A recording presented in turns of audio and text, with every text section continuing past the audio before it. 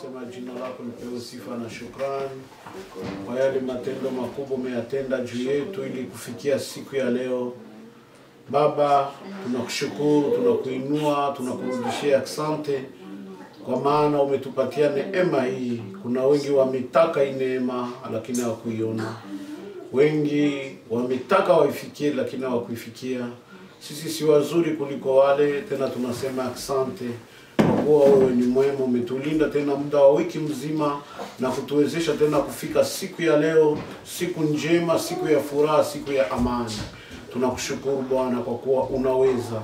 Tizama programe tunaendelea kuileta mbele yako, uendelee kuiongoza na kutusaidia na kutuwezesha na kututia nguvu. Kazi yote ya jioni ya leo mara tena tunaikabidhi mikononi mwako. Popote pale neno lako litahubiriwa, uendelee kulinda na kuchunga na kutusaidia, uendelee kututia nguvu.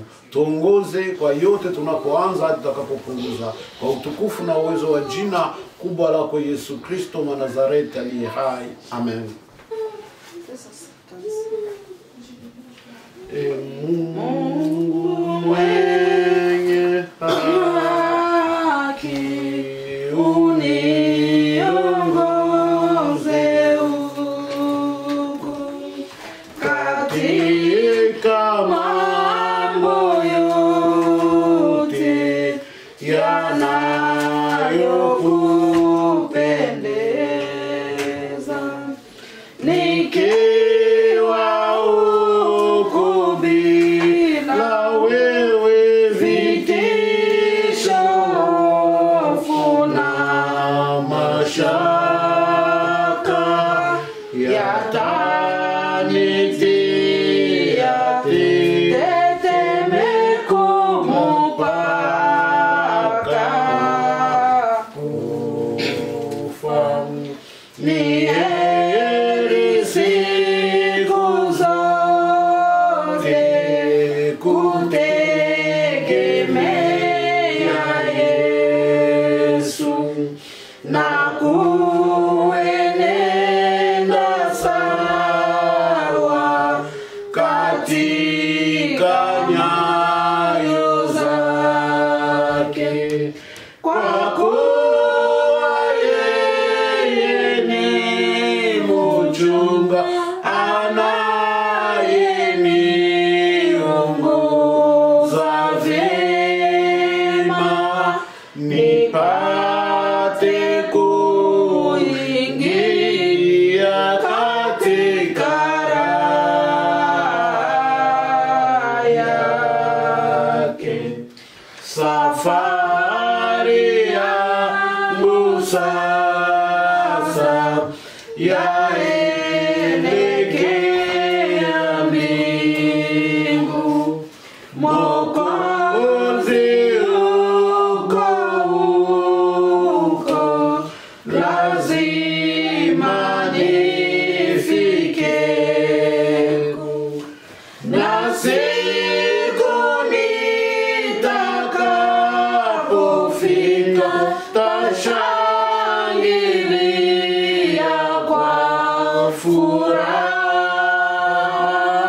kuona yeye aliyeninunua kwake. Ulimwenguni humu matata na kuchoka, nikihitaji kitu nafadhaika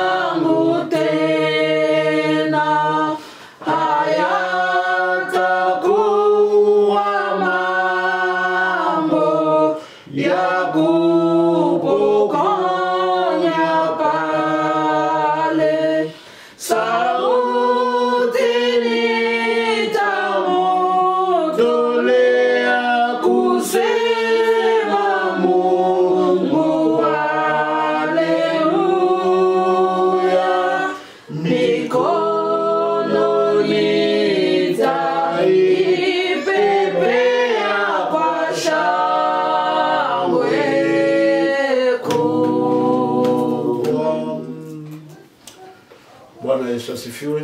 Amen. Mwimbaji anasema ndani ya ulimwengu kunapatikana ndani matata na kuchoka. Aseme akihitaji kitu anafadhaika bure. Ukihitaji kitu unafadhaika bure. Nikihitaji kitu ninafadhaika bure, kwa sababu ndani ya ulimwengu huu venye viko ndani ni matata na kuchoka. Mungu atusaidie sana. Kila siku ndani ya dunia maisha ya mwanadamu ni matata na kuchoka. Unaweza ukatumika, unafanya makuta yako, lakini adui mwenzako mwenye iko pembeni yako, wakati utamwambia tu ya kwamba niko na pesa zangu hivi, na hapo unaunda uadui na ule rafiki yako, ijapokuwa wakati ulikuwa unatumika alikuwa anaangalia, wala naye alikuwa anatumika lakini hakujua kutunza. Na hapo wakati utamwambia mimi niko na kidogo yangu, anapata anakuwa maadui yako, kwa sababu jo vile hali ya dunia iko. Mungu atusaidie sana. Ulimwenguni ni matata na kuchoka. Nikihitaji kitu ninafadhaika bure. Mungu atusaidie. Kama ukisimama mbele za Mungu, ni hapo Mungu anakusaidia kwa kuweza kushinda haya mafadhaiko ambayo yako ndani ya dunia. Kama mwanadamu hamjue Mungu, maisha yake ni ya mafadhaiko, ni ya kulia, ni ya kuteseka. Ataweza kuwa na mali, na ile mali wakati wewe mwenye hauno nenda muomba, kwa sababu maisha yake ni ya kulia, anaonyesha kama hana kitu. Maana yeye ni wakulia tu, kwa sababu ndio hali ama kawaida ya ulimwengu. Mwimbaji na anasema ulimwenguni matata na kuchoka, nikihitaji kitu minafadhaika bure. Mungu atusaidie sana. Tunashukuru Mungu jioni ya leo kutuwezesha tena kusimama mbele yake ama kuwa mbele zake kwa siku ya leo. Tunajua hali ambayo iko inatendea ndani ya mji ni hali nzito tena ngumu, na inatuma watu watuingie kanisani, watu watuende mali mbalimbali, hatutembee kwa sababu ya hali ya epidemia ambayo inaonekana ndani ya dunia. Na dunia imechoka, dunia imefadhaika, hawana matumaini. Lakini wewe mtu wa Mungu, jua kwamba kuna matumaini. Badala ya kila kitu kikinoza tokea, kuna matumaini, kwa sababu wewe unamjua Mungu. Naendelea kushukuru Mungu kwa kuwa umetupatia muda huu, na naendelea kukaribisha wale wote ambao watatufata kwa siku ya leo. Mungu aendelee kuwabariki. Kila yeyote ambaye atasikia hili neno, Mungu aendelee kumbariki, aendelee kumsaidia, aendelee kumtia nguvu. Neno hili si neno langu, bali ni neno la Mungu, na yeye na yule ambaye atalifuata pamoja na mimi tukalisikia na kulishika na kutembea nalo, naamini litatusaidia na litatuondolea haya mafadhaiko ambayo yanapatikana ndani ya ulimwengu mzima, ndani ya mji wa Canada, mahali popote pale ambapo video itakwenda. Mungu akubariki wewe ambaye utaweza kufuatana pamoja na sisi jioni ya leo. Amen. Tutaenda kusoma kitabu cha Mathayo sura yake ya 24 na mstari mmoja mdogo pale, mstari wake wa 11. Kitabu cha Mathayo sura yake ya 24 na mstari wake wa 11. Karibu kwa msomaji mzuri ambaye anaona vizuri apate kutusomea pale. Atamaliza kwa mstari wake wa 14, mwisho wake mstari wa 13 tuseme. Karibu. Tusome kwa jina la Yesu. Amen. Amen. Na manabii wengi ya uongo watasimama na kudanganya watu wengi, na kwa sababu uovu utaongezeka, mapendo ya watu wengi yatapoa, lakini mwenye kuvumilia hata mwisho ataokolewa. Amen. Amen. Baba mtakatifu, Mungu mwenye uwezo, Neno hili ni mbele yako Mungu. Ni wewe ambaye umependezwa tufikie siku ya leo na kulisoma neno hili. Uendelee kulitafsiri ndani yetu. Uendelee kutusaidia. Unaposaidia kila yeyote atasikia neno hili, na mimi Baba usinipitie. Unapombariki kila yeyote atasikia neno hili, na mimi Baba usiniache. Unapomuongoza kila yeyote atasikia neno hili Baba, na mimi uniongoze. Na kushukuru Bwana kwa neno lako, na asante kwa sababu utaendelea kulitafsiri, maana ni wewe ndiye mtafsiri mzuri. Naomba kitambaa cheupe kushuka ili kutafsiri neno hili kwa uwezo na utukufu wa jina kubwa lako Yesu Kristo Mnazareti aliye hai. Amen. Amen. Hizi ni habari za Yesu Kristo. Kama ukasoma Mathayo 24 mstari wa kwanza, neno la Mungu linasema seme Yesu akatoka hekaluni na wanafunzi wake wakamkwendea, wakaenda kumuonesha majengo ya hekalu. Yesu akawaambia, hii yote mnaona halitasalia jiwe juu ya jiwe pasipo yote kubomolewa. Ase wanafunzi hawakuchoka, wakamfuata kwenye lenda ikala kumlima ya Mizeituni. Wakamwambia awaambie haya mambo yatatokea namna gani, na itakuwa nini, na nini dalili ya kurudi kwake, na nini dalili ya mwisho wa dunia. Yesu akamwambia pale maneno mingi, lakini ndaruka pale 11 ambaye pale tumesoma. Wewe ambaye unafuatilia utasoma Biblia yako tangu pale, utasikia zile habari ziko pale, lakini ndaruka pale kwa tumesoma.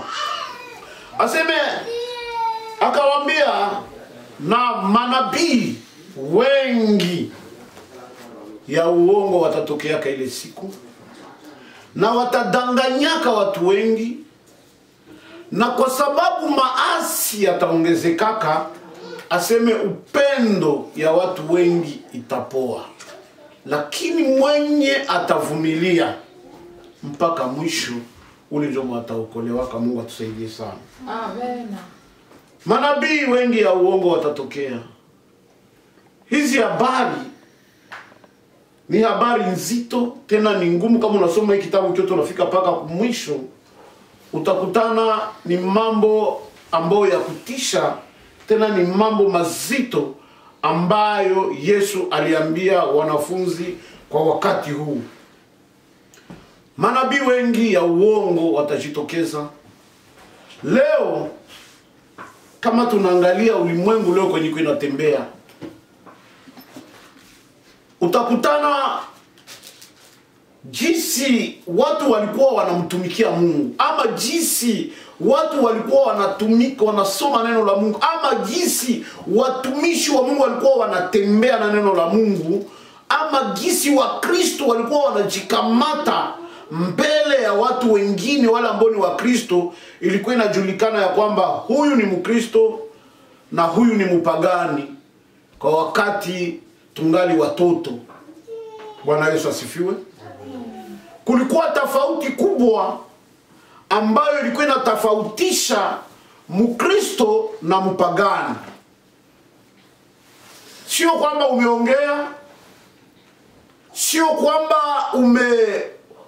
umefanya kitu cha upendo kwa kusaidia mtu, hapana, lakini kwa kuweza kwa mwenendo yako, kwa mikamatio yako, jinsi unajikamata, ilikuwa inakuonesha kwamba huyu ni Mkristo na huyu ni mpagani.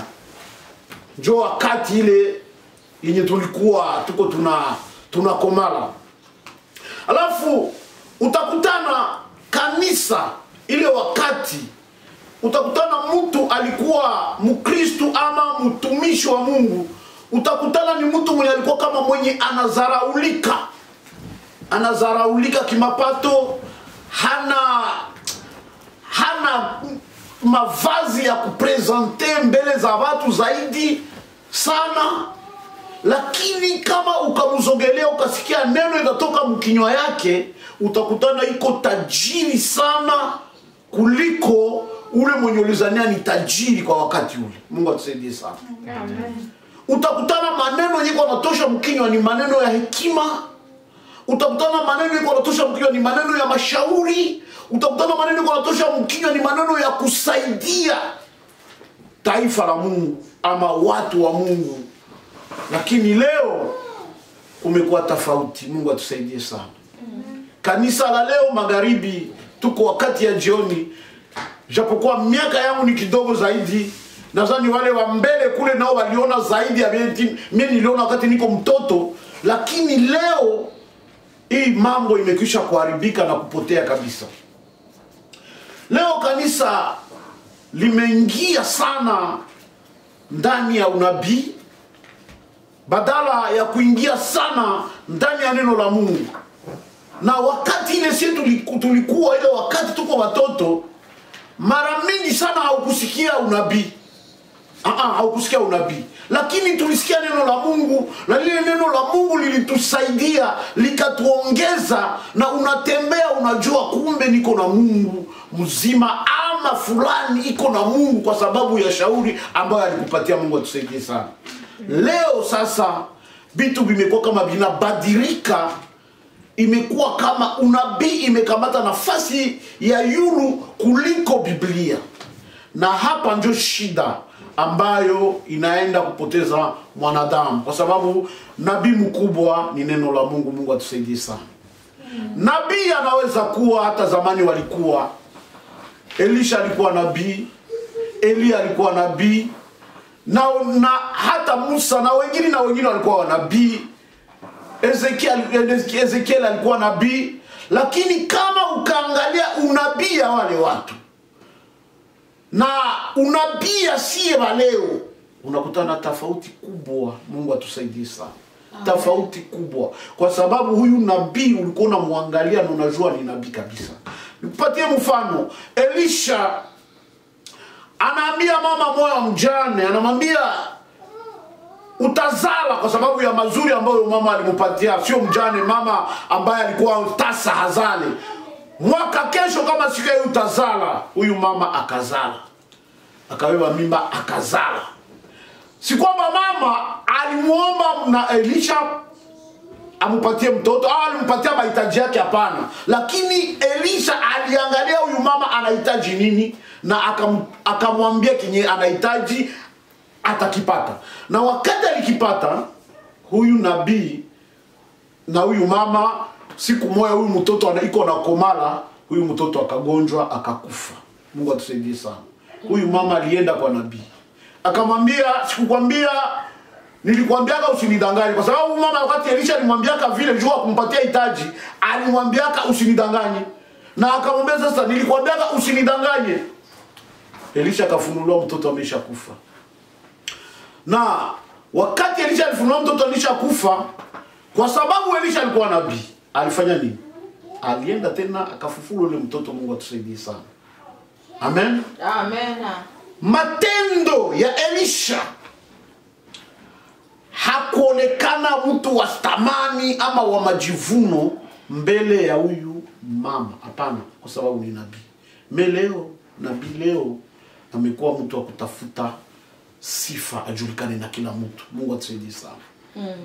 Nabii leo anatafuta umuletee mahitaji, kisha mwele mahitaji unatokea ndani vitu vingine, na tunajua vitu vinatembea. Mungu atusaidie. Na tuko kule, lakini nataka kusema juu ya unabii. Unabii au Elisha wakati alikuwa yuko anafanya ile kazi ya unabii, si kwamba alizarau neno la Mungu, hapana. Alitembea neno la Mungu. Leo Mkristo ametoka mbali sana, ameacha neno la Mungu mbali, lakini iko anakimbilia kwenye nabii iko. Mungu atusaidie. Na hii inaleta shida ndani ya kanisa la Mungu, inaleta shida. Mungu anachukia dunia kwa sababu watu wameamini wengine badala ya kumwamini Mungu. Mungu atusaidie sana. Jo shida ambayo imeingia katika dunia. Hapa wanasema wanabii wengi ya uongo watatokeaka, na watadanganyaka watu wengi, na upendo ya na maasi wakati itaongezeka sana, upendo ya watu wengi itapoa. Maasi itaongezeka na nini? Mungu atusaidie. Maasi itaongezeka kwa sababu ya hii unabii ambayo tuko tunakimbia ndani ya uongo. Mungu atusaidie sana. Maasi itaongezeka kwa sababu ya kukimbilia unabii ya uongo. Kama nabii amekupatia habari na zile habari hazistimilike kwako, utakuwa nani? Utakuwa mtu wa kumzihaki, si vile? Na kutukana na kudharau Mungu. Unasema Mungu wa kwake kwa sababu nabii uliamini ni nabii wa Mungu, lakini vile alitabiri vilikuwa contraire na wenyewe alitabiri. Hautaamini tena, si vile? Hakuna tena kuamini tena Mungu kwa sababu nabii alikutabiria vitu vyenyewe havikutimilika, si vile? Huyu mama mjane aliamini Mungu zaidi tena kwa sababu vyenye nabii alimwambiaka bilifani bilitimilika. Si kweli? Hata kama mtoto alikufa lakini bilitimilika kwa ule mwaka. Lakini leo maasi njoo yenyewe iko inaongezeka. Upendo iko inaenda inafupika. Kwa sababu upendo inatoka ndani ya watu. Watu wanaingiliana sasa kuuana. Mungu atusaidie sana. Watu wanaingiliana sasa kuuana kwa sababu hakuna upendo. Nani angelisimama na kuombea hawa watu? Ilikuwa ule nabii, ilikuwa ule mtumishi wa Mungu, lakini mtumishi wa Mungu naye amesimama kutafuta maisha yake. Mungu atusaidie. Hawa zamani mingi sana wachungaji niliona walikuwa hawana kazi zozote zile za mikono. Na ndio maana mimi nitoka niko nakwambia walikuwa na maisha kama ya kudharaulika. Lakini neno ambao wako nayo ilikuwa utajiri kuliko gisi unamwangalia kwa nje. Kwa sababu gani? Hana kazi ya mikono, lakini iko na kazi ya Mungu, iko na muda mrefu ya kuomba Mungu ili kwamba Mungu amupatie chakula ambacho atalisha taifa lake. Lakini leo ni bapatro. Mungu atusaidie sana. Muda ya kupiga magoti juu ya kondoo za Bwana haiko. Lakini muda wa kudanganya, mulete pesa, mulete mali, ndio inabakia leo. Na Wakristo sasa wamekimbilia kule. Mungu atusaidie sana. Wamekimbilia kule. Badala ya kukimbilia neno la Mungu, wamekimbilia kule. Juzi sitakosa kusema kwa sababu nimetembea. Nimeitwa na kuambiliwa Yesu. Sijue ni Yesu, sijue ni malaika. Niangalie kama kumitandao wale wanajua ma Facebook kuko mtu mawingu na bilitabiriwa kama siku tarehe 2 ya mwezi wa 4 kuko mtu mataonekana mawingu, sijue ni nchi gani. Mungu atusaidie sana. Aseme huyu mtu mwenye ataonekana mawingu yeye ndio anaenda leta nini? Kuleta dawa ya kutunza corona ndani ya dunia. Mungu atusaidie sana. Sijue wengine waliona zile picha. Zilionekana. Na ule mtu alikuwa mawingu kweli na mimi nilimuona. Lakini nikauliza wale waliniambia nione, nikauliza je, huyu ndio Yesu? Mungu atusaidie sana. Huyu ni Yesu. Na waza sio yeye. Anasema ule ndio atatunza.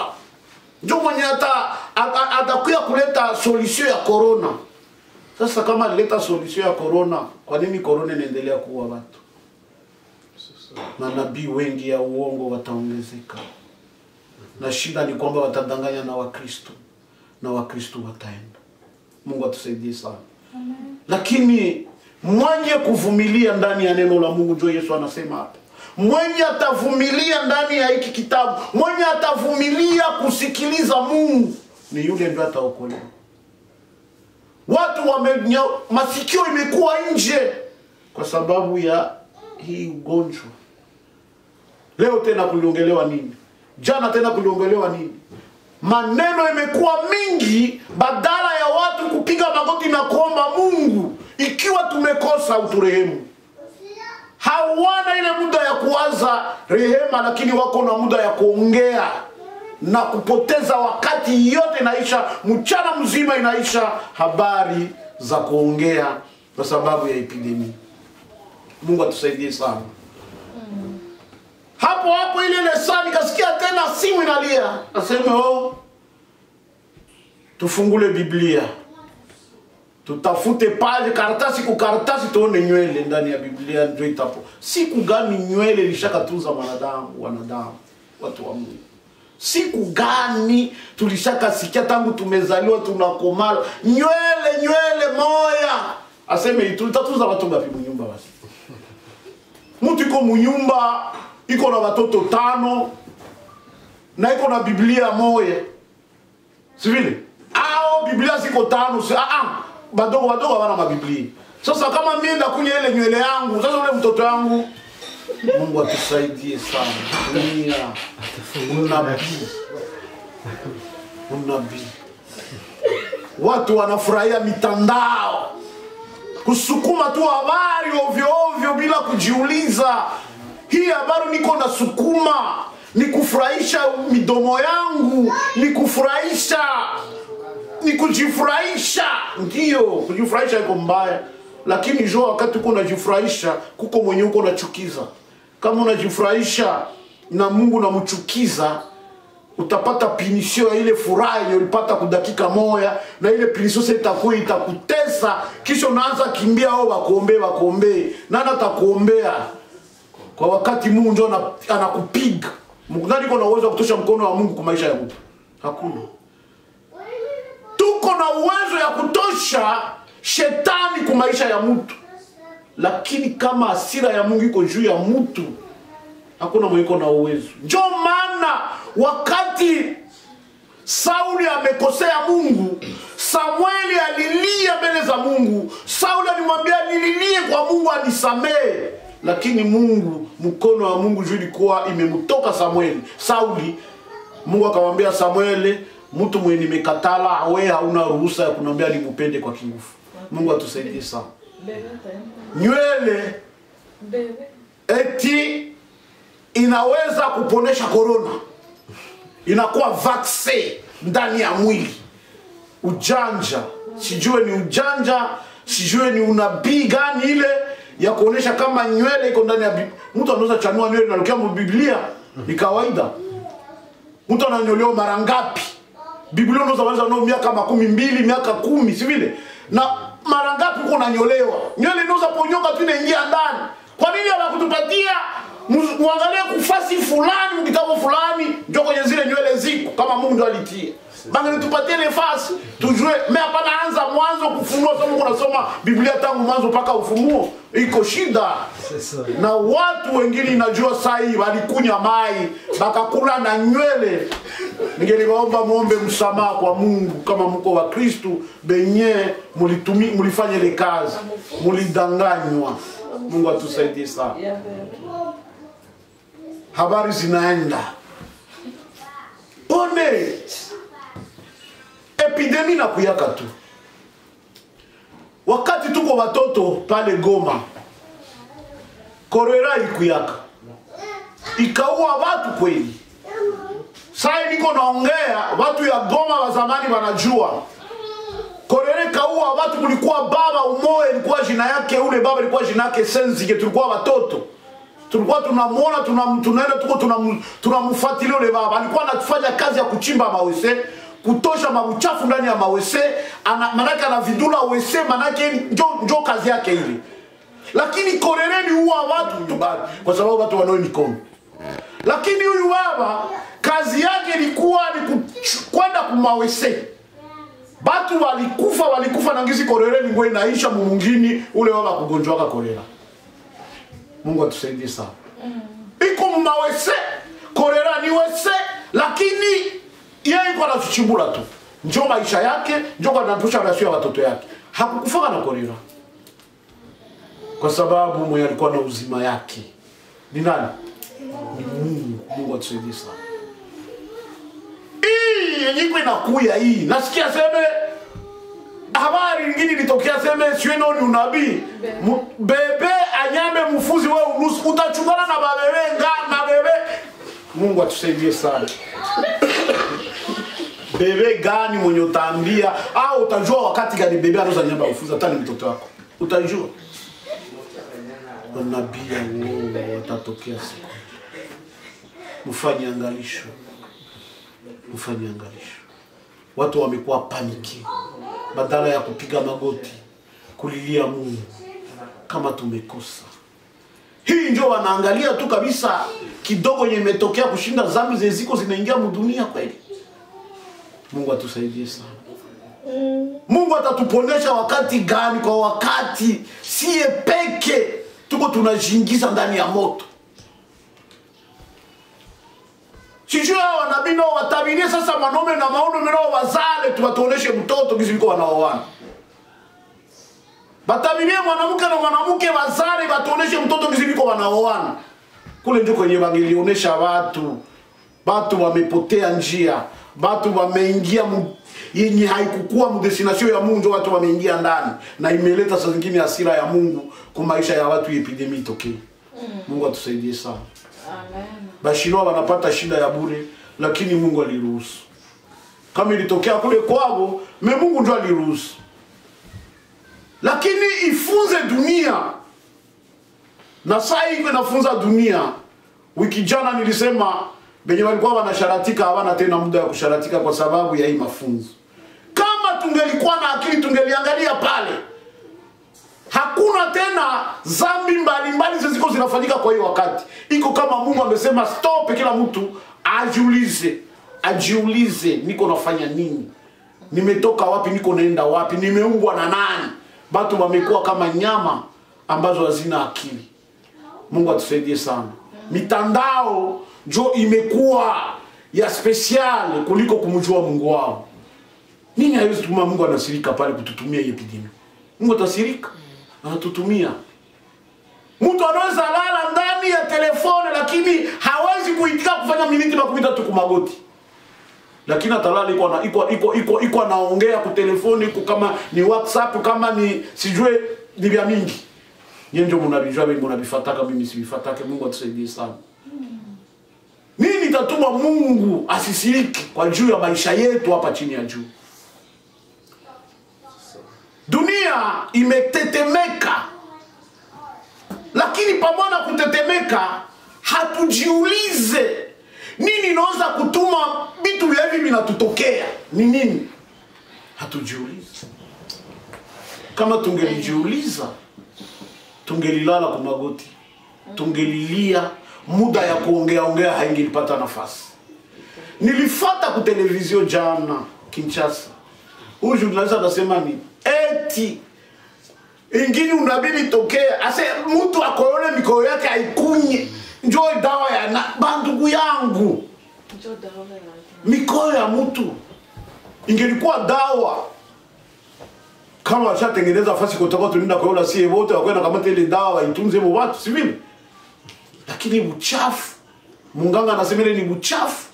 Ukatembea mwingine ukakoyola ovyo ovyo, banakufunga si vile? Banakufunga. Sasa banasema ile njoo kamate ukunye ni dawa ya corona. Dawa ya corona iko kwa Mungu. Mungu anajua kuianzia na Mungu anajua kuitaishia.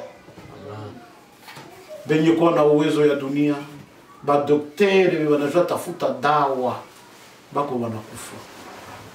Mungu atusaidie. Bako wanakufa.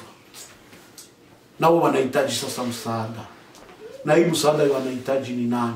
Ni wewe kuwaombea. Mungu awakumbuke na kazi iliko wanafanya. Kwa sababu wako wanajitoa. Banatoa maisha yao. Banatoa uzima yao kwenda kutunza mtu mwe wanajua kama huyu mtu nikaingia tu mbaya ama mimi naenda kule nisiwe kana natoka kule niko mzima. Na haki biko wanatoka kule wengine wamekufa. Mungu awasaidie. Ni muda ya kuombea watu, lakini haiko muda ya kuingia mkicheko na kufurahi vitu vyenye havina maana. Unabii sio mbaya, sisemi kama unabii ni mbaya, lakini chunga Mungu akwambie.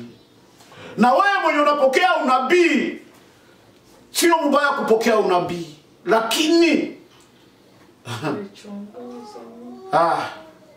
kuna mtu ambaye alipataka unabii ya Mungu. Mungu anamtuma. Akasema kama ni wewe Mungu, sitakwambia jina yake, utaitafuta. Simuko na magugo, utaitafuta. akasema kama ni wewe Mungu, mimi natia ngozi nje mkiwanza. Kama ni wewe Mungu njoo mwenye unasema mnanituma mie kwenda kufanya ile kazi. Au nikwambie jina yake ni Gideon. Aseme hii ngozi mvula manake iponde nilamuke asubuhi ilisharowana hii ngozi kwa bila pale mkaza linakauka. Ase Gideon akakutana asubuhi ngozi inakauka ilishakuwa mai na robana kabisa. Akamwambia Mungu, sasa inawezekana? Inawezekana hii ngozi inaweza kurubana. Lakini sasa mimi nataka, akaiandika akasema mimi nataka mvula manake fasi ingine kote kukauke, lakini ngozi tu. Njoo nikutane sasa njoo lirobana. Unasikia? Kutaka ajue kama Mungu njoo mwenye anamtuma. Akampatia alama, maana zile alama zikakuwa vile, okay. Bwana anatia tena ngozi pale nje. Anaenda lala. Asubuhi anakutana kiwanza yake yote na kauka, lakini ngozi ilisharobana iko mai. Akajua Mungu amesema. Kusikia unabii iko mbaya. Lakini suipime. Suipime. Sasa iliko nakwambia kuko walikunya mai na nywele. Sijue ni nywele za pusi zilianguka mu Biblia. Sijue ni nywele za panya litembea ku Biblia yake kaanguka ndani. Lakini alikunya tu. Unabii walisema kama nywele itatuponesha korona. Mungu atusaidie sana. Wanabii wengi ya uongo watatokea na watadanganya wengi. Kama unashuka kule chini ya hii neno aseme hata itawezekana na wachaguliwa watadanganyiwaka. Mbona watu wanababaika na bado mungaliki mnapata chakula? Mbona siku zinakuwa ziko makali kushinda hizi? Mungu atusaidie sana. Zinakuwa zinawaka kushinda hii. Hizi ni kamufano kaburebure kenye kanapitika tu. Watu wanatishika na wanaogopa na wanakata matumaini na wanasahau wapi walitoka na wapi wiko wanaenda. Sasa hivi ndio nguvu vitashuka. Tutakuwa wanani? Mungu atusaidie sana. Sasa nyewe atakia nabii wa uongo atafufula mtu. Hautasomaka tena Biblia. Mungu atusaidie. Kwa sababu nabii atafanya maajabu, atafikia kufufua mtu ili mumusadiki. Binaandikiwa. Uzene habitafika, bitafika. Binaandikiwa, na kama binaandikiwa bitafika, na wakati bitafika mwenye hakuvumilia. Yesu hapa anasema nimewaonya. Batasema yeye ule iko mnyumba usiende. Batasema njoo ule iko mjangwa usiende. Batasema njoo ule sijui iko wapi aseme usiende, bakia fasi moja. Lakini je, tukasikia kule nabii kule mtu alipona, kuna saa Mungu alikuwa anatayarisha tu atapona, ndio alikuwa kukanisa, ule nabii wa kule ndio aliniponesha. Na watu wote wanaporomoka wanaenda kwa ule nabii kule ndio atawaponesha. Je, wote wanatoka kule wanapona? Hapana. Mungu atusaidie sana. Kila mtu mwenye iko na neema yake na njoo unabii unaweza mpata. Yesu anakuwa anawaambia watu imani yako. Kama hauna imani, hata kama wakakwambia neno la imani hawezi lielewa na hawezi lijua. Lakini ukiwa na imani, wakakwambia neno la imani, utalielewa na utalijua. Na wakati utashikamana na ile imani ndio itakuponya. Mungu atusaidie sana. Amen. Ninasadiki. Nani anasema vile? Mungu atafanya, atajipatia. Ninasadiki Mungu atajipatia. Abrahamu ndio alisema kile neno. Iko anaambia mtoto wake Isaka. Ninasadiki Mungu unasikia imani. ile imani ikaumba kondoo kule yule ya mlima kwenye walienda na mtoto. Kondoo ikakuya, Mungu akajipatia, wakachinja ile kondoo, mtoto Isaka akarudia. Oro Abraham alitoka kunyumba, ameambiliwa na Mungu uende chinja Isaka. Na wakati yuko mumulima, mtoto anamuuliza moto iko, kuni iko, kondoo ya kafara ya shukrani iko wapi? Aseme ninasadiki Mungu atajipatia. Amen. Jibu ya mtu wa Mungu. Kama ngelimwambia tuendelee tusijue kwenye kondoo itatokea, vilikuwa vingine vile.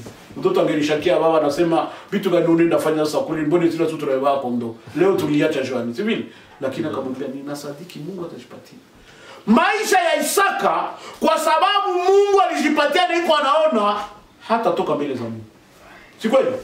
Hakuna siku ataponyoka kukimbia mbele za Mungu, kwa sababu anajua baba alinambiaka Mungu atajipatia, na ili bakanikia pale, lakini kondoo sio kwenye litokea. Baba akwenda tafuta kondoo. Kondoo ikakuya tukaichinja. Yule amulima. Saa gani Isaka ataponyoka? Neno la Mungu. Hakuna, kwa sababu anajua baba alisemaka na likatimilika. Leo unabii kunasemeka maelfu na maelfu ya maunabii biko vinatimilika. Hapana. Leta mabiju zako na mabikomo na masasa zingine, njoo Mungu sasa atakubariki. Kusudi upone hii malali, ilifo ujache masikini, inakuwa kwa munganga. Njoko tumeenda, haiko tena mbele za Mungu. Mungu atusaidie sana. Na watu wanalala usingizi wanapana. Pole sana. Habiko vinafanyika mdunia. Mimi nasema bongo. Mimi nasema bongo. Mungu anasema ulete Mungu anaomba iko na sipere yako. Ulete zile sipere mbili, njoni kuombee, banaita action de nini? De grâce. Nabii Mungu amesema, huyu Mungu mwenye tuko tunasingizia Mungu, saa gani atahurumia hii dunia? Tujiulize bandugu yangu. Saa yote Mungu amesema, saa yote Mungu amesema nini tena? Hawezi nini amesema tena nini? Atusamehe baba. Mungu atusaidie. Bakristo nao balisha kwa sijue. Hawana muda ya kujipigia magoti. Mbona Yesu alishaka kumaliza yote msalaba? Na wewe uko na muda ya kupiga magoti na kuuliza Mungu. Uko na muda ya kusoma Biblia na kuelewa Biblia. Lakini tumelala, tumefungwa macho. Mungu amesema. Mungu amesema. Kila kadogo Mungu amesema. Kila kadogo Mungu anasema kila siku kweli. Ni mawili. Mungu atusaidie sana. Manabii wengi ya uongo watatokeaka na watadanganyaka watu mingi, lakini penye watavumiliaka. Kikio kinatokea, kio kinatokea makali. Aseme njala itakuwaka. Mlisha ione ile njala? Hamuyaiona? Njala tu yo peke. Kwenye watu banalia ile chakula iko. Yaisha. Sasa chakula kesha itakuwa. Kama ukukesha batakwambia Kuwa utasikia na unabia kukula mavi juu upone korona. Nikwambie, kama unasikia sauti ya risasi, risasi inapiga puu, ukaisikia, haiko yako. Haiko yako. Ndio unisikiaka. Kama ni yako ndio uko anaipiga usikiaki. Mwingine ataisikia na hicho kukamata wewe. Mungu atusaidie sana. Na kukosa inaweza kukamata, hutajua kama imekuingia. Unaendelea kutembea mpaka nguvu zinakuisha, unaanguka. Ndio ile sasa inaendaka. Na corona nayo wakati uko naiongea haiko yako. Mwenye iko nayo sai hana cha kuongea. Hana cha kuongea. Jo angelikuwa na cha kuongea haingempata. Kwa sababu ni yake. Mungu atusaidie sana. Banasema biko na boga ya corona. Gari za corona zinayala Kongo, Rwanda, Burundi, bazitoshe watupe makontaki. Juu ile jina waitaki. Mengone biko na zile makontaki. Sasa Barusha zile magari kuba nani kuba haiko washironi walitengeneza ni wa Japone. Barudishe majaponi makotani zenu hizi. Corona inakuwa gari mbaya iko na wewe watu kila siku inawasafirisha. Mungu atusaidie sana. Na ile unabii itatokea saa zingine. Ile gari nayo itakuwa ile jina ndio italeta corona na kwa Afrika nafasi yote. Mweko na corona na Mungu atusaidie. Ile unabii itatokea mweko na corona, fanya angalisho na corona yake itamuingizia malali. Kisha unaenda ikamata ile corona unaenda itupa, nabii wa uongo anakamata na wima. Mungu atusaidie sana. Fanya angalisho na unabii. Unabii haiko mbaya, lakini unabii iko na wakati yake. Kila mtu anatabiri kwa wakati yake. Mungu anaongea kwa wakati yake. Hakuna mtu anashurutisha Mungu kuongea. Chumba ya maombi leo wanaingia unabii toka. Kesho unabii toka. Kesho unabii ya Mungu ile tu. Hapana. Mungu atusaidie sana. Mungu atuhurumie na atusaidie. Wakati ya kuomba sio wakati ya kucheka.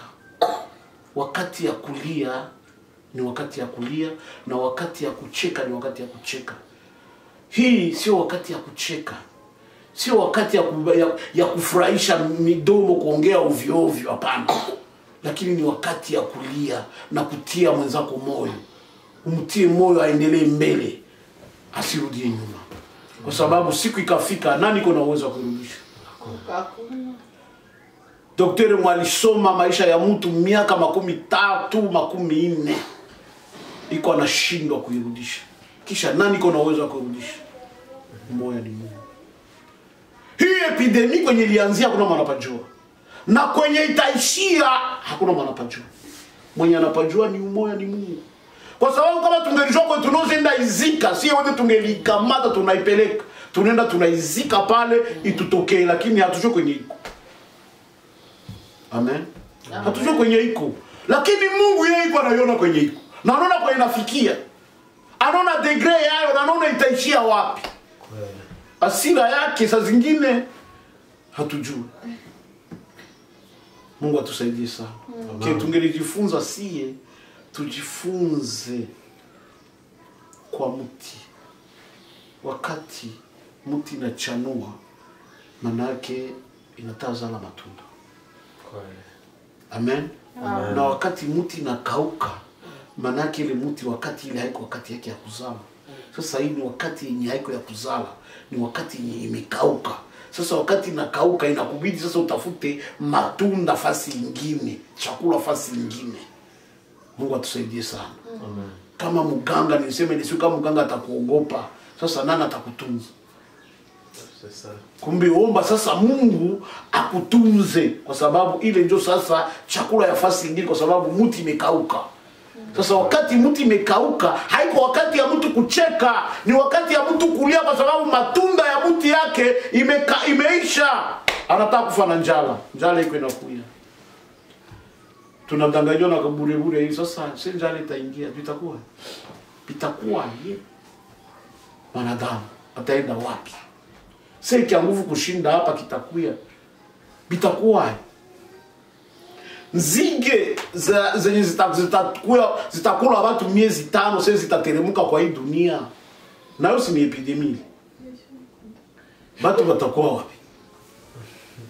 Mungu atusaidie sana. Lakini hizi nzige hazo mimi naanza na nabii wa uongo na atashindwa kutabiri ile uongo ile siku. Kwa sababu naye hazitamsamehe, zitamruma tu. Mungu atusaidie. Mungu atusaidie sana. Amen. Zitakuwa funzo sawa vile corona sasa ni funzo. Malegre kama watu wanaichukia mimi ni funzo. Sasa hii mfumo hana tena muda ya kusema bongo, useme nani atapatia watu dawa ya kifumo.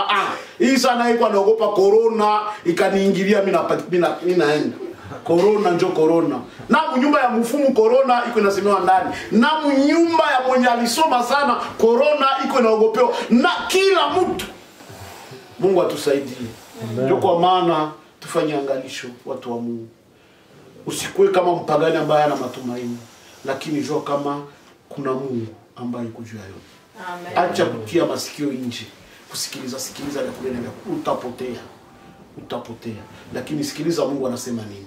Ukasikiliza Mungu anasema nini, utatulia, utakuwa mwenye kuvumilia hata mwisho upate kuokolewa. Mungu atubariki, abariki neno hili kununa kwangu. Amen. Amen. Baba, katika jina la Yesu tunaendelea kujiweka tena mikono yako jioni ya leo. Tunakuita Baba kwa sababu wewe ni Mungu ambaye uko na utakaye kuwa. Utusaidie Bwana, utuwezeshe Bwana, ututie nguvu, tuendelee mbele katika safari ambayo ametusaidia. Maana hakuna lolote libaya ambalo lisilokuwa na mwisho Baba. Kama vile mazuri yanakuwa na mwisho, na hivyo hivyo mabaya nayo yanakuwa na mwisho. Kile tunakuomba Bwana, sisi utusaidie, utuwezeshe, utuongoze ndani ya safari, tusiregee, tupate kushikamana na neno lako hadi utakaporudi. Utukutane, tuko tunakungojea Baba. Saidia taifa lako, saidia ulimwengu huu.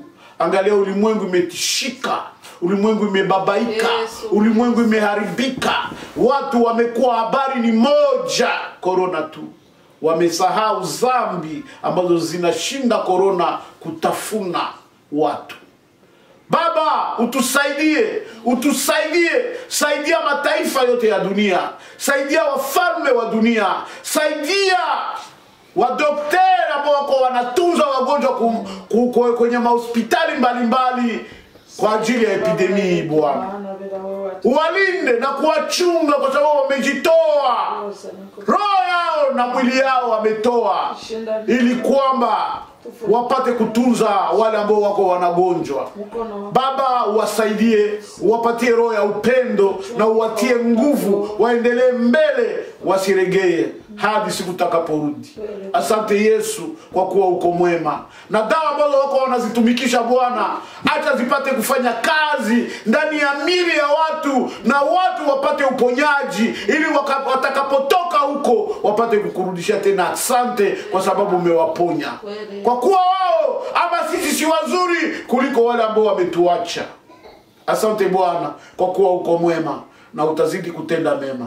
Ni kupitia jina tukufu lako Yesu Kristo wa Nazareti aliye hai. Amen. Amen.